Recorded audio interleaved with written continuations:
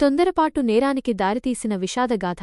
అభివృద్ధి చెందుతున్న నేటి సమాజంలో ప్రపంచాన్ని చూడాలనే కోరిక, మార్పు కోసం తహతహలాడే యువతులు ఎందరో ఉన్నారు. మంచి భద్రమైన గృహాలను వదిలి, లోకంలోని ఆకర్షణలకు లోబడి, చివరికి పాపానికి బానిసలై, నేరాలు చేసి తమ జీవితాలను దిగజార్చుకుంటున్నారు. ఈ విషాదానికి నిలువెత్తు సాక్ష్యమే దీనా యొక్క కథ. ఒంటరితనం, ఆకర్షణ. యాకోబు కుమార్తె అయిన దీనాకు మేక చర్మంతో కట్టిన తమ గుడారాల జీవితం విసుగుగా అనిపించింది. ఆమె తల్లిదండ్రులు వృద్ధులవ్వడం, కేవలం సోదరులతోనే గడపడం వల్ల ఒంటరితనం ఆమెను చుట్టుముట్టింది. నిత్యం ప్రయాణాలు చేస్తూ ఒక ప్రాంతం నుండి మరొక ప్రాంతానికి మారుతున్న జీవితం ఆమెకు విశ్రాంతినివ్వలేదు. చివరకు వారు షెకెము పట్టణం సమీపంలో స్థిరపడ్డారు. ఈ షెకెము పట్టణం ఎంతగానో కళకళలాడుతూ నాగరికతకు చిహ్నంగా ఉండేది. తూర్పు దేశాల నుండి ఐగుప్తుకు వెళ్లే వర్తకులతో, వింత దుస్తులతో ఈ పట్టణం నిత్యం సందడిగా ఉండేది.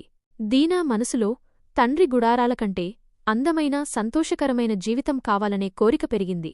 ముఖ్యంగా షెకెము పట్టణ యువతులు అందమైన దుస్తుల్లో ఉంటారని విని, వారిని చూడాలనే బలమైన కోరిక ఆమెను ఆవరించింది. ఈ తొందరపాటుతో, ఆలోచనారహితంగా దీనా తన తల్లిదండ్రుల ఇంటిని వదిలి ఒంటరిగా షెకెము పట్టణం వైపు నడకసాగించింది. ఘోరమైన పరిణామం, అవమానం, హత్యాకాండ. దీనా పట్టణం చేరుకుంది. దురదృష్టవశాత్తు ఆమె ఆ దేశాన్ని పాలించే హివ్వీయుడైన హమోరు కుమారుడు, రాకుమారుడు షెకెము కంటపడింది. అతడు ఆమెను చూసి చేయి పట్టుకుని ఆమెతో శయనించి అవమానపరిచాడు. ఒక రాకుమారుడి పడకగదిలో ఆమె కన్యాత్వం అపవిత్రమైపోయింది. ఇతరులు చెప్పినట్లే ఆమె మళ్లీ పొందలేని ప్రశస్తమైనదేదో పోగొట్టుకుంది. ఈ తొందరపాటు ప్రయాణం ఆమెను నేరం, దుఃఖం అనే దౌర్భాగ్యకర స్థితికి నడిపించింది. ఈ విషయం విన్న దీనా తండ్రి యాకోబు, అతని కుమారులు తీవ్ర ఆవేదనకు, కోపానికి లోనయ్యారు. షెకెము దీనాను ప్రేమించాడని, ఆమెను వివాహం చేసుకోవాలని కోరుతున్నాడని, బదులుగా ఎంత కట్నమైనా ఇస్తానని షెకెము, అతని తండ్రి హమోరు యాకోబుతో ప్రాధేయపడ్డారు. అయితే దీనా సోదరులైన షిమ్యోను, లేవి పగ తీర్చుకోవాలని నిర్ణయించుకున్నారు. తమ సోదరిని అవమానపరిచినందుకు వారు షెకెముతోనూ, అతని తండ్రితోనూ కపటంగా మాట్లాడారు. తమ జాతిలో ప్రతి పురుషుడు సున్నతి చేయించుకుంటేనే తమ సోదరిని ఇస్తామని షరతు పెట్టారు. మతపరమైన ఆచారాన్ని తమ ప్రతీకారం కోసం వాడుకున్నారు.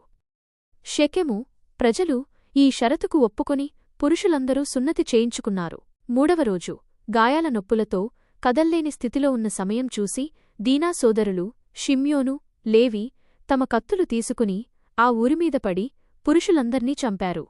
హమోరు, షెకెములను కూడా చంపి దీనాను తీసుకుని వెళ్లారు.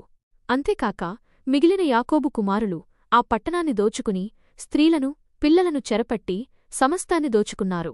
జీవిత పాఠం. దీనా చేసిన చిన్న ప్రయాణం ఎంతటి ఘోరమైన రక్తపాతానికి, దుఃఖానికి దారితీసిందో గమనించండి. షిమ్యోను, లేవి లోకమంతా నిరసించే విధంగా నరహంతకులుగా మారారు. అమాయక ప్రజలు చనిపోయారు. మరణించిన వారి భార్యాపిల్లలు విధవరాళ్లుగా, అనాథలుగా మిగిలారు. ఈ సంఘటన వల్ల యాకోబు కుటుంబ ప్రతిష్ఠ దెబ్బతినడమే కాక, యాకోబు కూడా ఈ దేశంలోని ప్రజలందరి మధ్య మీరు నన్ను తీరని అప్రతిష్టపాలు చేశారు అంటూ విలపించాడు. ఆమె తొందరపాటు ఆమె శరీరానికి మచ్చ తెచ్చినా, నైతిక జీవితానికి కూడా గాయాలయ్యాయి. ఈ విషాదం నుండి ఆ కుటుంబం ఎన్నటికీ విముక్తి పొందలేకపోయింది. యువతులారా, ఈ కథ మనకు ఒక ముఖ్యమైన పాఠాన్ని నేర్పుతుంది. తొందరపాటు, ఆలోచనారహితమైన ప్రవర్తన ఎప్పుడూ నేరానికి, తీరని దుఃఖానికి దారితీస్తుంది.